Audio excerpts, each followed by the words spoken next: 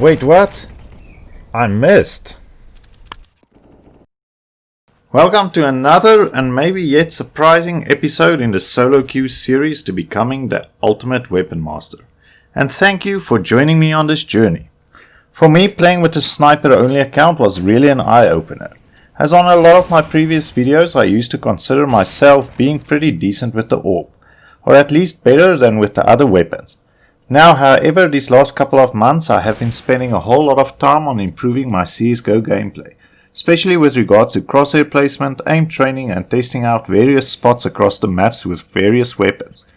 It does seem to me at first glance that all these things, which has increased my gameplay in a lot of areas such as pistols and rifles, it has done very little for my sniper playstyle, as being an AWPer in CSGO is a quite different playstyle from being a rifler. And all the other practice and accounts like playing with SMGs only is a lot more transferable to being a rifler than being an AWPer.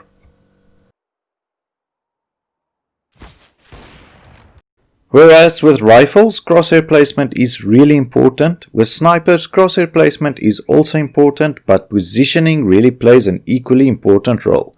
With the AWP you do have some room for error with regards to crosshair placement, as a shot anywhere in the torso will kill. However, holding angles effectively and being in the right position at the right time really gives you an important advantage, and it is therefore good to learn which spots you can reach quickly from which starting spawn locations, as going for a right location from a wrong spawn can cause you to reach an angle later than the enemy AWPer and cause you to get killed simply for reaching a spot. Even though you can play the AWP aggressively, sometimes you simply need to sit and wait on an angle for an enemy to peek it. And as the enemies sometimes do a fake to another side first or a slow push, this can sometimes mean holding down the same angle for quite some time. And I sometimes think that this could be part of why I'm not performing as well with the AWP, as I'm quite impatient and like moving around a lot. Now the scout or cheap snipe is actually, when you consider the price, quite a versatile weapon. You have some very decent movement speed on it, even when scoped in, and this allows you to take some cheeky shots when you peek while zoomed in around a corner. Also, a headshot with this weapon will instantly kill even an armored opponent, and when landing body shots it also does quite a lot of damage, making it a viable strategy to do a quick peek, land a shot with a scout and then swap to your pistol to take the enemy down. Also, I believe getting good with the scout will greatly increase your skills with the AWP,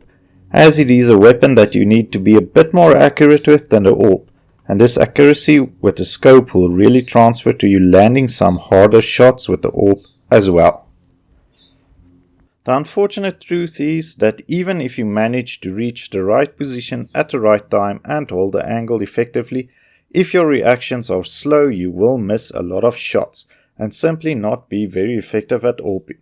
Now there is some evidence that reaction times are biologically hardwired, and then there is nothing that one can do to improve it. But there are also other studies showing how it can be improved. So if you feel like me that you are suffering a bit from slow reaction times, then I will hopefully be able to show and inspire you that even you with some training and lifestyle choices can improve your reaction time, so you do not have to be magically gifted by the gods to become a good AWPer. So in terms of AWP training, I do have a training routine in mind, but I am very open to suggestions as well. So my training routine will consist of 4 parts, which will be upgraded in the future once I get better with the AWP again. For now, I will approach it by doing the following training routine 3 times per week.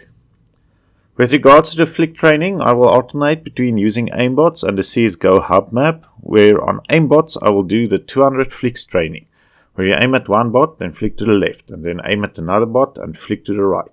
alternating between flicking left and right until I reach 200 kills. And then after the 200 kills I will open up the long range on aimbots to add some 50 long range flicks to my training. On CSGO Hub I will do the same left and right flick training until I reach 200 kills, and then instead of doing a long range I will play rush mode with 2 bots rushing me and aim for a kill streak of 25. With regards to the peak training, I will be using the YPRAC maps, doing 20 minutes alternating between doing the peak practice, and for now I will use stationary bots, and by doing the pre-fire practice against enemy AWPers, as I feel that this will really help with the aggressive playstyle of the AWP, when you can more or less pre-aim with your crosshair to the most general spots enemies tend to be.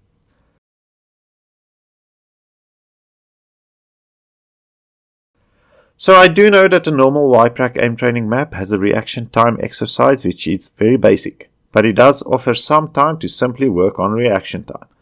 But I will have to do more research on the subject of improving reaction time, as I do know that diet, exercise and even some mental exercises like certain meditation can improve your reaction times. Last but not least, I will include in my training regimen to do at least 10 minutes of AWP Deathmatch every day, as I find Deathmatch to be really beneficial to AWPers, as the enemies tend to be all over the map in all kinds of different spots, forcing you to develop those flicks and nice corner clearing techniques, and all out just be AWPing under pressure the whole time, which really helps to get comfortable with the AWP. Like I said, I am open to further suggestions, but until I receive some good ones from you guys, I will continue grinding in my current fashion and hopefully see some big improvements soon. So it's down to the last account that needs to be ranked, which will be the general everything goes account, and after that I will definitely have a lot of more time to start with the live streams and other content, so keep tuned in for that. So until next time, let the fun continue.